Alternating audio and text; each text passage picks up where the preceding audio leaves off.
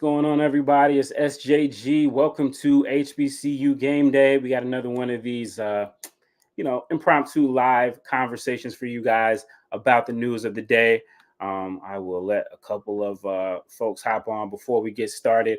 But again, appreciate everybody. For those who are watching this on replay, make sure that you guys are subscribed to the YouTube channel. Of course, if you're not, and even if you are, make sure you guys have that bell notification on there so you know when we are on and when we go live. We'll try to give you notifications, but sometimes like this, it's kind of a quick hitter deal, and so we want you guys to be aware. We appreciate everybody. If everybody can make sure you like the story as well, or like this post as well, and feel free to ask questions in the comments. So got an interesting topic for you guys today, and we have two folks who I consider experts on this. I wanted to bring them in. I didn't want this to just be me talking and giving my diatribe, so we'll bring them on shortly. They are the podcast, the HU Pirate Ship, Jeff and Tariq, and I've talked with them before. Looking forward to having a discussion with them too about their beloved alma mater, Hampton University, and just for and a show of support, I actually am wearing the HU. Actually, funny thing, there was a question today online that said, "What HBCU would you have attended if you didn't attend yours?" I went to Winston-Salem State University, and greatest HBCU in the world. Wouldn't trade it for anywhere. But actually, the first HBCU that I wanted to go to was Hampton. Like, I'm just it is there. I didn't know a lot about it, but it was by the beach. I like the colors, so here they go. But anyway, the reason why you guys are here and the reason we're talking is just in the HBCU world, period, this year. It's always a talk every year, but attendance seems to definitely be the thing that people are wanting to talk about, especially because a couple of our schools now, including Hampton, are no longer in HBCU conferences. So a lot of people have felt some type of way about that, and they've put it there, and they've put it, and they put it out in the atmosphere about how they feel about it.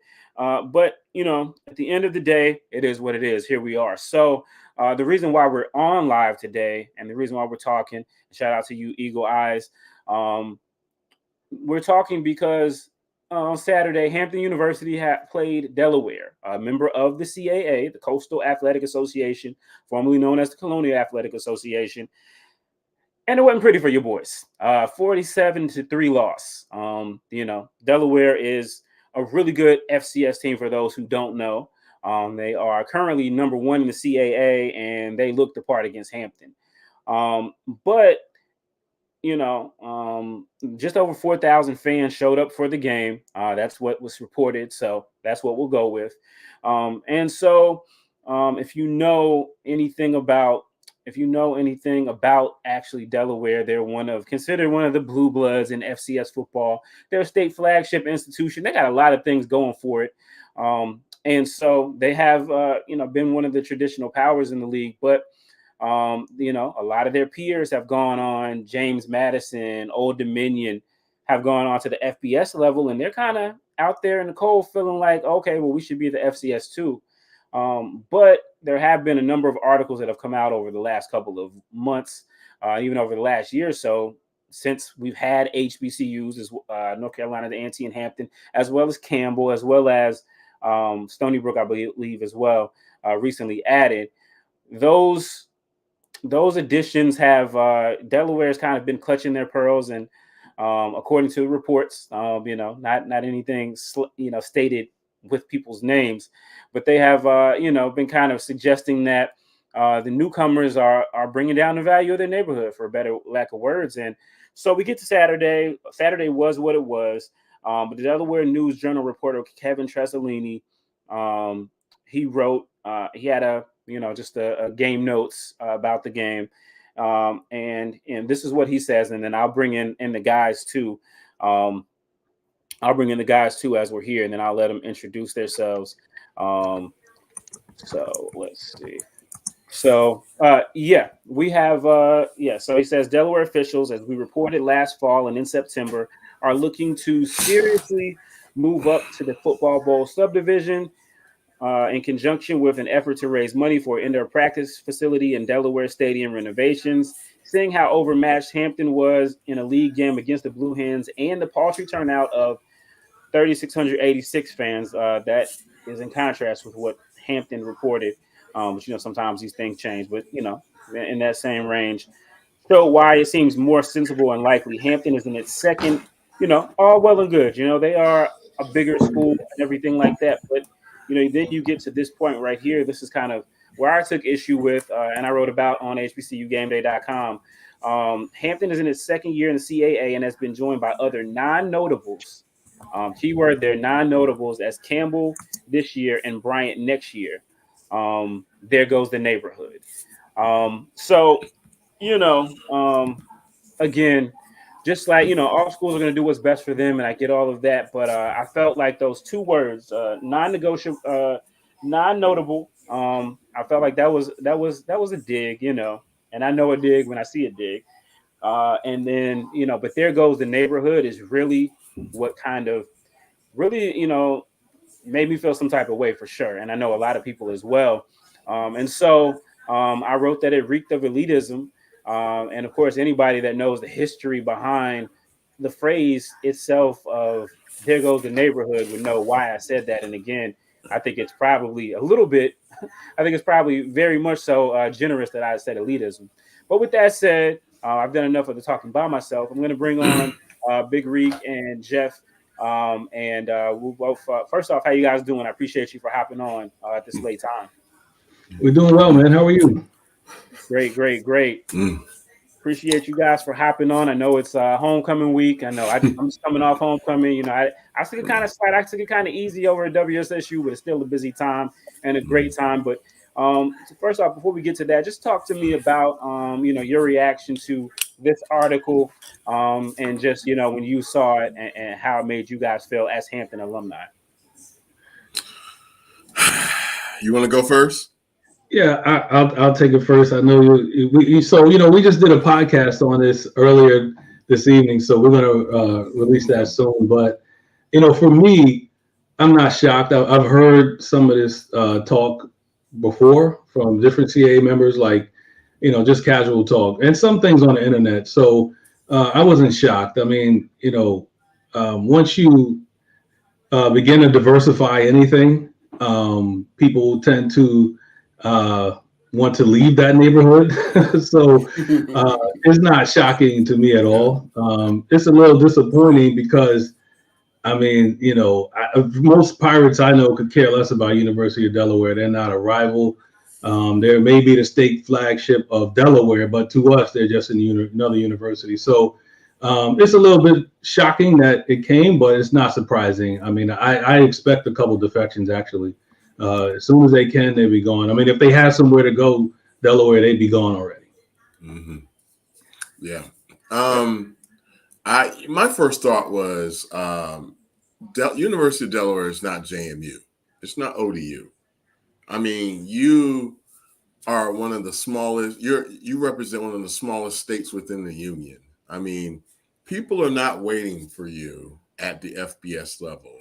I mean, I know you probably have a picture of yourself out of what you view yourself, but you're not James Madison. You're not Old Dominion. You're not one of these programs that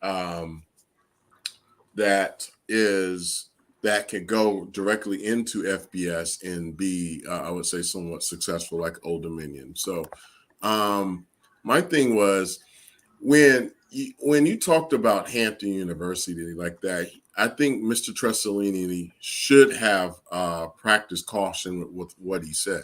I mean, because those are, I would say, highly. I'm not like, to me, honestly, I could care less what he thought. But my thing is, a lot of people would have taken this the wrong way.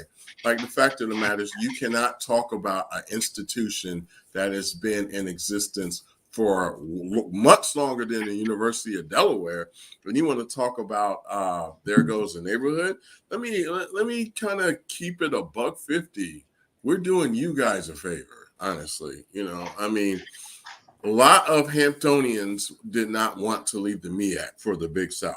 Let's keep that honest. They did not want to be in the CAA. So the fact of the matter is you're getting an institution that has instant credibility, instant academic integrity, and you want to sit here and say there goes a neighborhood. No, honestly, it should be the other way. There goes a neighborhood that we're joining with you guys, honestly. So, but as far as the game is concerned, yes, our program has struggled since the Joe Taylor years, and there's a lot that we can actually, blame to it. But yes, and it speaks to the tiny crowd that the University of Delaware fans saw was the reason why a lot of us were not interested in you in the first place. They did not want to come see you at Armstrong. So you weren't a draw for our fans.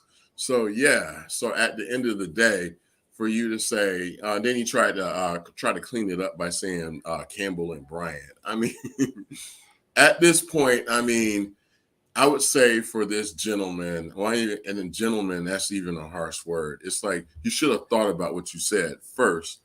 And I would say, secondly, I hate it when you lose that train of thought. But we saw how the University of Delaware and their alums and their fans treated our sister and brother school, Delaware State University, like they're some sort of stepchild. They mean a lot to us in the HBCU sphere. And the fact of the matter is you don't want to play in Dover. But you always make them come to your stadium, even though they're a Division I program too. So at the end of the day, you don't think we don't see how you act, and you want the nerve to call yourself elite? Elite to who? You're only elite in what? Delaware. So my whole thing is I literally could care less what you said, but at the same time, though, the fact of the matter is that I don't think they haven't thought anything through when it comes to what they think about Hampton. And lastly, we beat them in basketball last year. Their basketball team program stinks anyway. So at the end of the day, we're just talking about football. Yeah, go to FBS. Watch what happens to you. People will not know who you are. And plus, the cost associated with going to FBS is very, very high. And to tell me, are you going to make a profit doing this? I highly doubt it. And those are my thoughts. Okay, good stuff. Good stuff. I appreciate that for sure. Yeah, I just to kind of echo what you guys are saying. Again, University of Delaware, I think they got some national championships. In the past, and of course, again, the CAA traditionally has been one of the stronger leagues, but obviously, the folks out in the folks in the Dakotas now clearly run FCS football. So it ain't, the neighborhood ain't what it used to be, but it wasn't what it used to be before, before the Pirates, before the Aggies, before Campbell arrived. And, because of that, schools who did have the operations, you look at, I think if I was Delaware, I'd be a little bit upset too. I look at, we all remember, I know I was in school when Old Dominion was thinking about getting, or was exploring getting a program, and they went from not having a program to now they're FBS, and you're Delaware, you're like, now you're feeling like you're left out, or you're the state flagship institution of your school, of your state, with all the advantages that has. So it's crazy. I'll just in the comments really quickly, we see Messiah 1K, who owns the HBCUs themselves. Like, are they controlled by Black people? Well, Hampton University is a private institution. So it's definitely Black. It's definitely Black owned. Our state public schools, most of them are owned. They are run by the state. If either one of you guys want to tackle that, I don't know. No, we'll tackle that one. Hampton University is 100% owned by Black people. So to ask that sort of question shows a level of, I would say, competency that you might have. for that type of subject. If you look at what Morgan State is doing, the state of Maryland just recorrected years of mistreatment for all Maryland HBCUs. And I live here in Washington, D.C. They are booming. They have, I think, 4 buildings that are going up on that campus. They will have a law school, a medical school, a brand new engineering program, and one of the first nanotech industries, HBCUs, to offer that. So the fact of the matter is that you say that who start all of these people who started these are Morgan State alums and Morgan State professors. Has nothing to do with anyone that's outside of that. So don't ask questions like that again. Can I jump in real quick?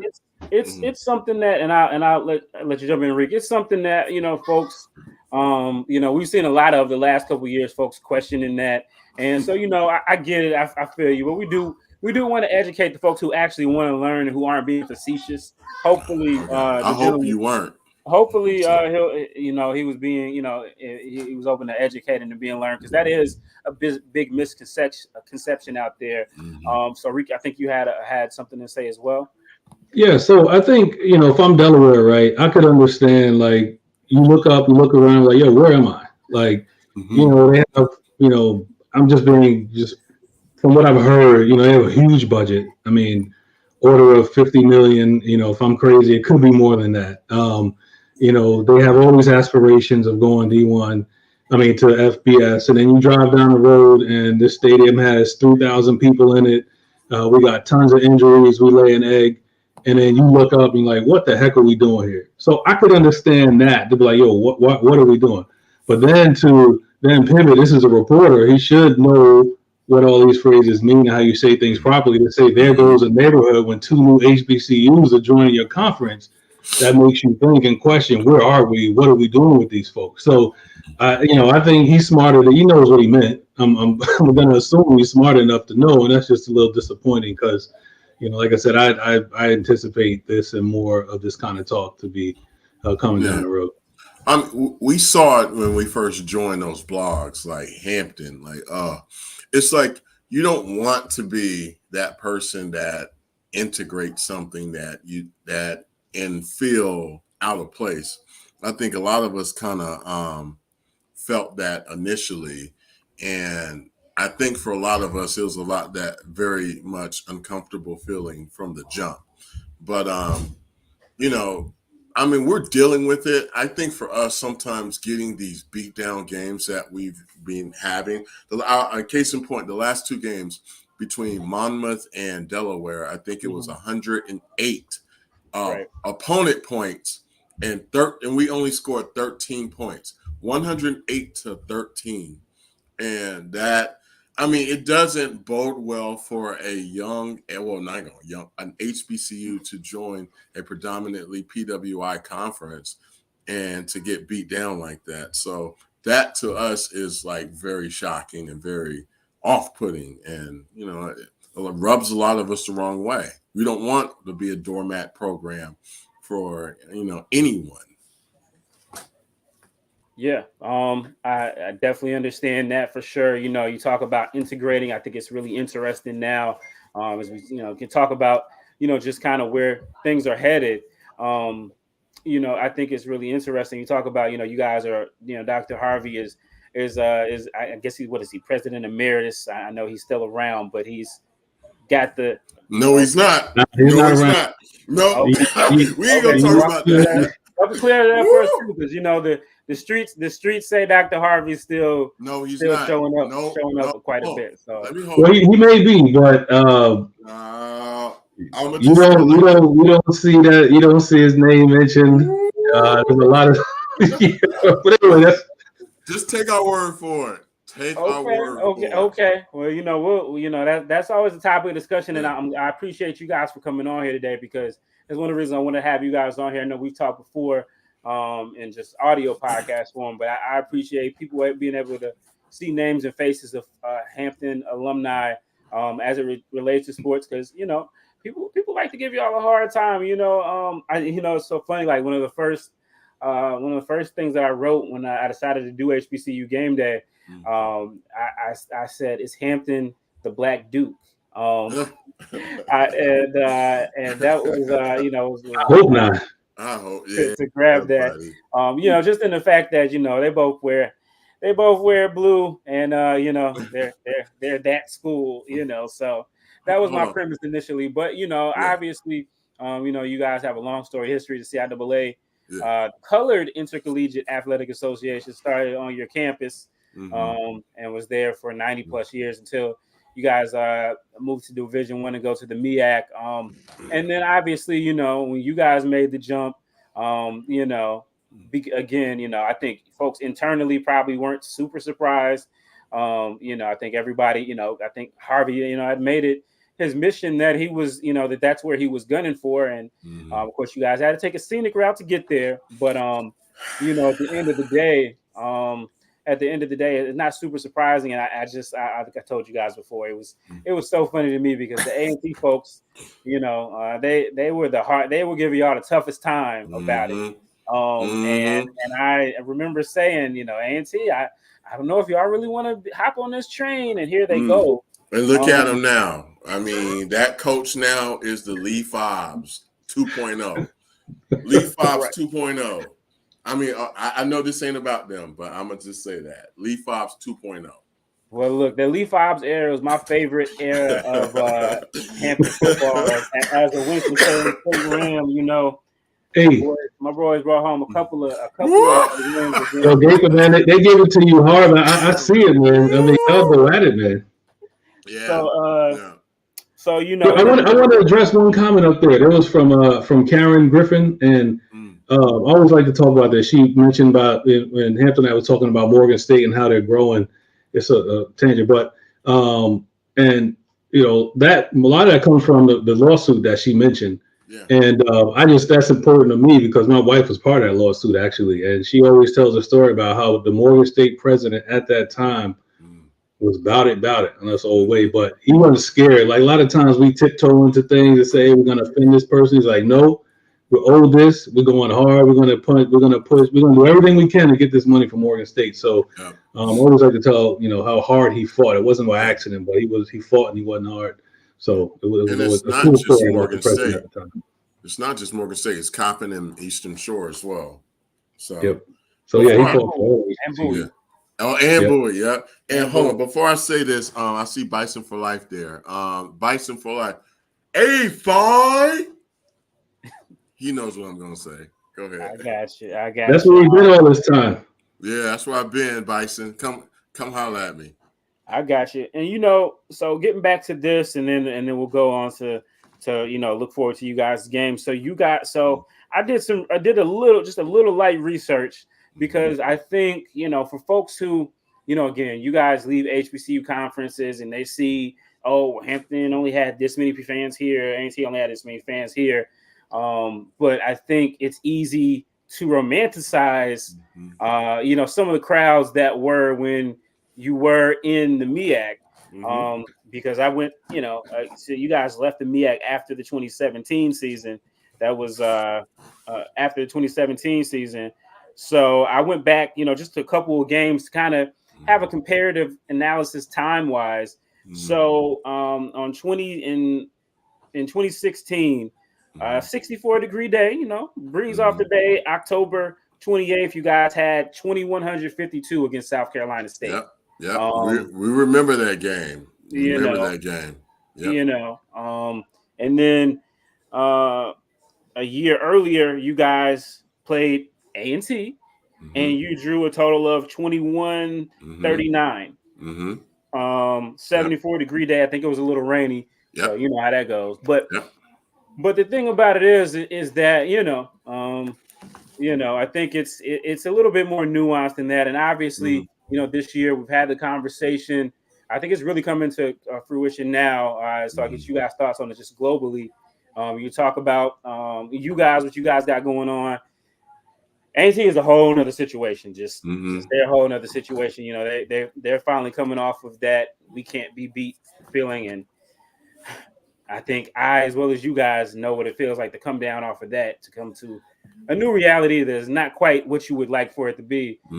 But then there's Tennessee State over in the OVC Big South, where Eddie George is, their set of problems. Just what would be your thoughts on, you guys' thoughts individually on, again, being outside of that HBCU loop? I know those MEAC and now even the SWAC fans like to ride you guys about it now. But how do you feel about just the where you guys are, the three HBCUs outside of the MEAC and the SWAC and the FCS? You go ahead, Greg. Yeah, I think if we can't find the resources and the wherewithal to compete, then I think we need to leave and go back to a place where we can, compete with like Delaware. I mean, their budget may be like almost as much as the MEAC alone. It's hard to compete with that, right? So unless we can find some real creative ways to run with these guys and be competitive, then we have to think about how long this makes sense. I do like there's a lot of things to like about the conference. Is really exposure. Information is really easy to get. Social media presences, you can find a lot about your teams that way. The level of play is good. Basketball, you got College of Charleston. They have, they're top 25 ranked. So we got to go. Then we held our own against them. So I think there's a lot to like, but I don't think if we can't really be competitive, because if you look up and down the sports programs, it ain't looking good, right? So if we can't be competitive, then I wouldn't mind seeing us go. I don't think that's going to happen. But I would like to see us be more competitive. Yeah, I totally agree. Definitely want to see us competitive, but I think what the current regime is doing is they're just trying to undo all of the, I would say, trauma that the previous regime has done. I mean, case in point, when Joe Taylor was the head coach, Dr. Harvey just relied on a very simple method of just winning with low money. We literally won the MEAC with probably one of the smallest budgets. And he thought he could probably keep that method going for decades. And he never received the same level of success after he fired Joe Taylor. So the fact of the matter is we still have had that mentality moving us into the Big South and now the CAA. And now you have to hire competent people who have actually worked in these major conferences.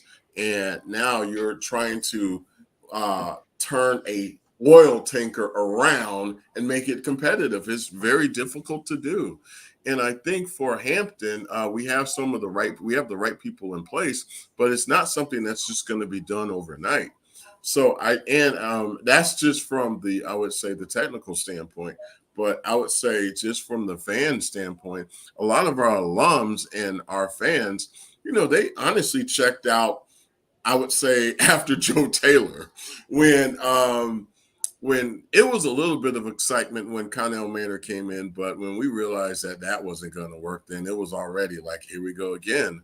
So I think for us, we have one thing. We have a few things. We're in Hampton. A lot of our students don't stay in the area. Once they graduate, they leave. The majority of the alums who are still within the Hampton Roads area, since the program hasn't been successful in well over almost 2 decades, it's been over 2 decades, then they're not going to come back. So we need to see a sustained level of consistency in football. Then you will start to see momentum gain forward. But this is just something that I think the administration has to address. And it's just a slow build. And I think there's no overnight fixes. Yeah, one thing about that, you're right on, man, about being a slow build. So one thing that I've seen living here in Durham, I go to Central games all the time. Sometimes I'll wander over to Greensboro, go to A&T games. But they got the local community on lock. Like when I go into Central Stadium, there are people there that didn't even go to Central that are at the games. And at Hampton, we don't really have that. And I think that's something that died slowly under Harvey. Yeah. It seemed like the university, in my opinion, it seemed like the university was kind of carved out from Hampton. It was like its own separate entity. Yeah. So we didn't build up enough community goodwill, and the goodwill that was there is gone because my family lived there. So I've heard the stories. Yeah. So it seems like the new administration is actually trying to build up that goodwill because, I mean, you got hardcore football fans right there in the peninsula. I mean, they feed everybody right there. They love football. So we could tap into that and get people that just come to the games that ain't got nothing to do with Hampton. I mean, that'll go. So it seems like that's part of the play. Yeah. Like Hampton said, like we got to build that up. Like you can't rely just on students to fill a stadium because they don't want to come anyway. So they won't come. And then this is another thing. It's like if Hampton University is surrounded by gates, you know, so it's not welcoming for, I would say, for the outside people. And then the fact is you have this exorbitant cost to attend a university. So how many locals, you know, would want to attend there? And this is the thing that I would say I am impressed with what William and Mary does. William and Mary has a lot of locals that go to William and Mary. They don't come off even though they're a very fine institution, the locals still feel a part of it because it represents them. Whereas Hampton, and I kind of put this on that Black Ivy thing, whatever that is, you know, it comes off as we're here and the rest of y'all out there, y'all over there. Our kind of people syndrome. Exactly. And so that's changing. That was the old regime, man. That was the old regime purposefully. And exactly. And this is my thing. It's like, how dare you treat people like that within the Hampton Roads community? And they haven't come back. And that they haven't come back. And once Joe Taylor left, Joe Taylor was like the blue collar workman type of coach that brought the community in. And once Dr. Harvey fired him, and let's keep it a buck, fired him, then just like Jerry Jones fired Jimmy Johnson, you know, so once he was fired, the rest of the community didn't even bother to come back. So those are things that we have to take into account. Yeah, great stuff. Again, I appreciate everybody for checking in. Make sure you guys are hitting like button on and make sure you like this and hit the bell notification so you don't miss another update. Shout out to everybody in the chat. Shout out to my dad. I see him on there. Appreciate you for watching. Miss Karen, as always, I don't think I've ever done a live and Miss Karen has not been on there, so I appreciate her. So we'll get to it. You know, you guys have A&T coming. So this is probably one of the unique situations. You guys have played A&T as a member of the CAA, the MEAC, once in the Big South, and now you know, you guys are playing them in the CAA. Just talk to me about this game. It's homecoming for you guys. You know, what's the vibe amongst the young alumni? Are they excited about playing A&T for homecoming? Wish that maybe they would have kind of stretched it out and given them another game, another reason to come. Like, what's the vibe about A&T coming up for homecoming? Talk to me about that really quick. I would say this. So when we saw, all right, the last time Hampton went up against a team that was really bad or really poor was Norfolk State. And the fans, Hampton fans, were laughing like, "Oh, we gonna beat." We were more like, "How many touchdowns are we gonna beat Norfolk State by?" And a lot of us are now cautious now because we are seeing A&T's record, and at the same time we're saying, "Man, we lost to Norfolk State so badly, so we cannot be a little bit too." Happy that they're coming to Armstrong. So I think for a lot of us, it's optimism but caution at the same time. And we are happy to see another HBCU come in. That's another thing. And I think a lot of us, after those two butt whippings by Monmouth and Delaware 108 points to 13. You know, we really can't speak too highly of ourselves anyway. So we're just happy to play another team that stinks just like us. Let's see, there you go, man. That's why we ain't got no friends out there. Man, please look at this point, man. Look, like they don't like us anyway. So. They hate us. Well, no, that's the old regime. This the new one. Like the old regime, and the one that's about to go. So we got stories, man. They're about there. I mean, they're pretty much two sides, a public and a private side. Yeah. Of the same coin, if we're keeping it a buck.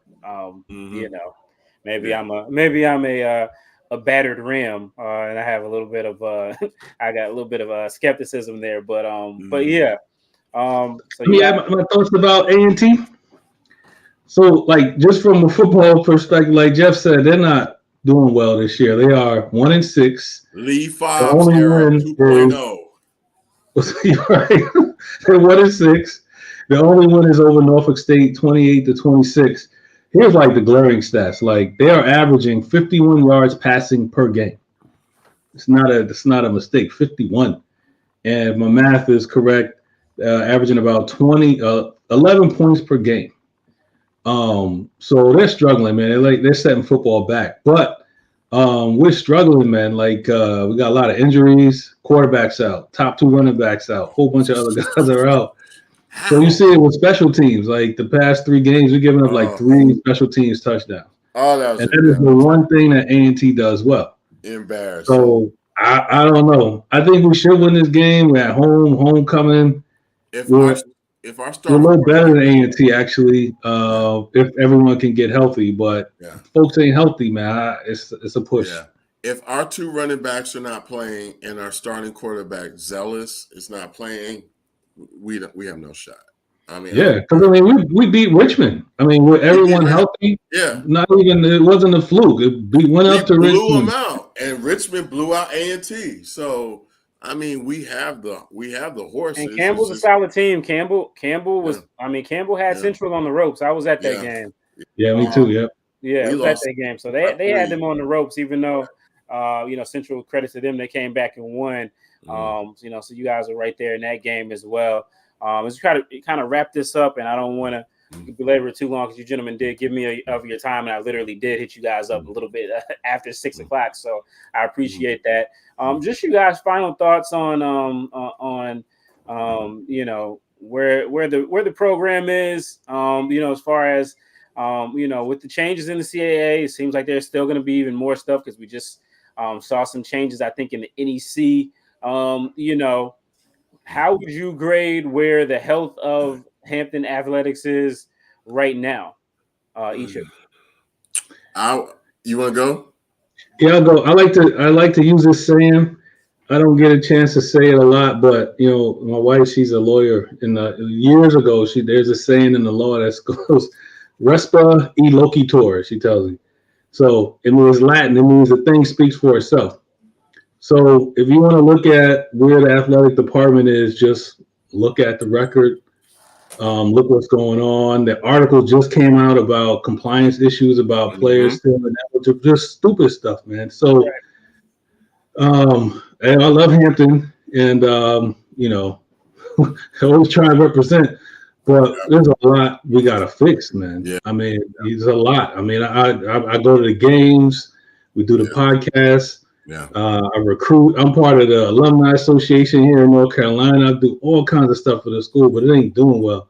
To be honest with you, and that's not a front to the coaches or the people that are trying hard. So, but the good news is that they know it. There's like no more pretending like with the previous folks. Like no, the new folks, yes, give us time. So I think things are moving in the right direction. So I'll say that. But just right now, in terms of like wins and losses and stuff,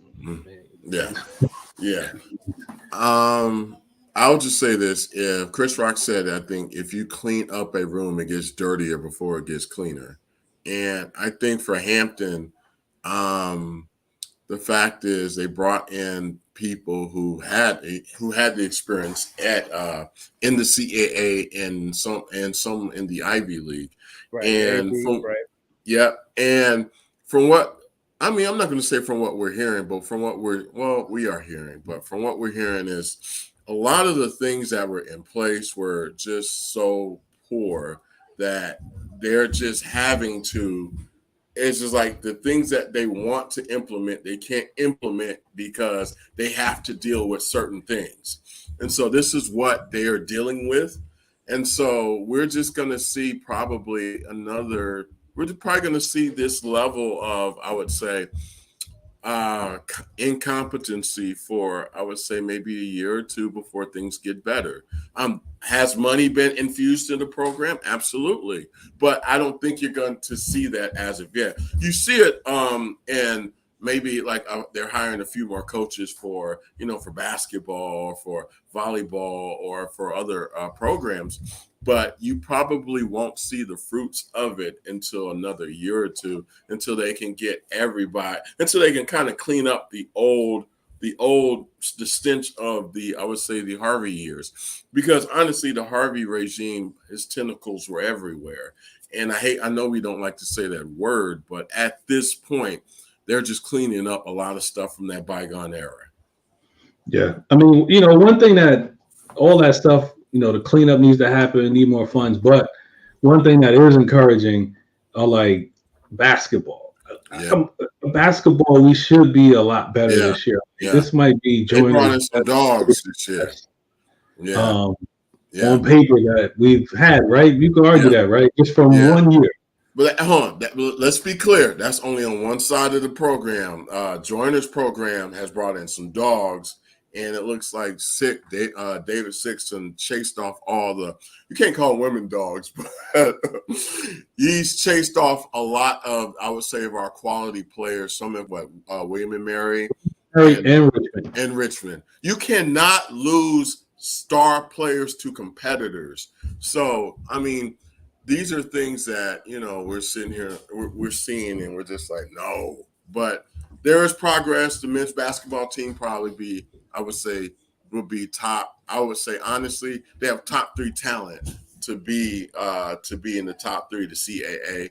But depending on how they go, we'll see. Yeah.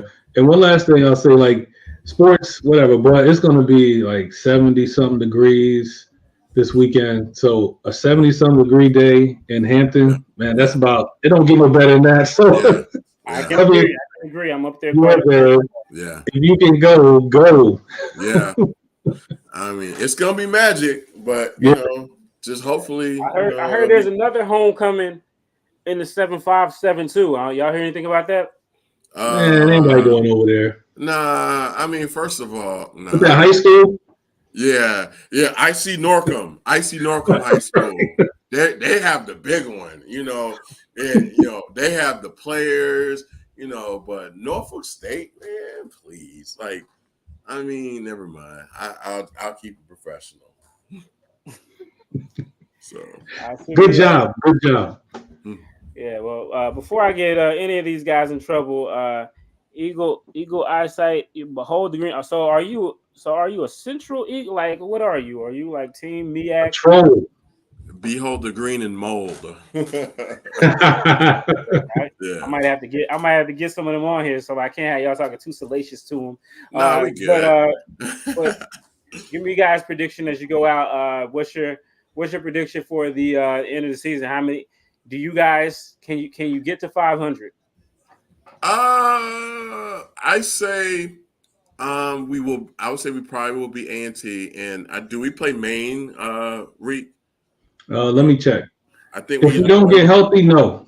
Yeah, I think we can beat Maine if we're playing them, and I think we can probably squeeze out 2 more wins and get us to 5 and 6.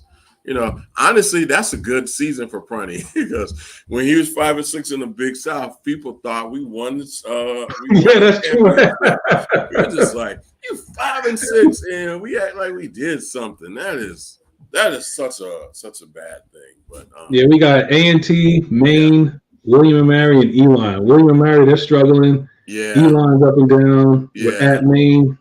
Yeah, if we're healthy, we can win at least 2 of those games. Yeah, we can win at least 2. So I mean, I would say I would hope to win those 2, but I wouldn't be surprised if we don't win anymore after A&T. Gotcha. Well, I'll just say, don't be the team they finally get 100 on. Well, with that, I appreciate you guys. Make sure everybody knows that where they can get the podcast. Keep up with you guys' podcast and the work that you do. I'll let you guys go ahead and plug that before we skedaddle. Yeah, we're on every social media platform. If you go to www.hupirateship.com, you'll see our link tree. It gives you links to everything everywhere you can find us. We have a new podcast coming out tonight, so if you subscribe, we'll basically rehashing what we talked about here. And any other thoughts, Jeff? No, just check us out on the podcast. For those who have who've been looking out for me on Twitter, they deactivated my Twitter because I think after 30 days they delete it. So the username is still the name at Jeffrey Unknown on Twitter. So yeah, it's another conversation for another day. But it's not even called Twitter no more. Yeah, I'm not on Twitter personally, but I keep the pirate ship going. But I do think we got shadow banned on Twitter. That's a whole nother conversation. We should did. Man, people hate us. And we're nice, man. I tell you, man. Just a side note. I mean, I watch A&T, like the way they go at the administration. I'm like, kudos, man. If we went like that, man. I mean, what we don't even say anything remotely horrible about the previous regime. They acted like, they treated us like we was like they're Putin, and we're just like some plebes, or whatever. Man, well, you guys got a new president, new leadership, so we'll see if it's a new day. But we love them. Yeah. Appreciate you guys for dropping by again. Appreciate everybody for clicking on and watching and interacting. Again, make sure you like the post and make sure that you guys hit that subscribe button for notifications. So for the guys from the HBCU, from the HU Pirate Ship, I'm SJG. Appreciate you guys, and we'll catch you on the flip side. Go Pirates.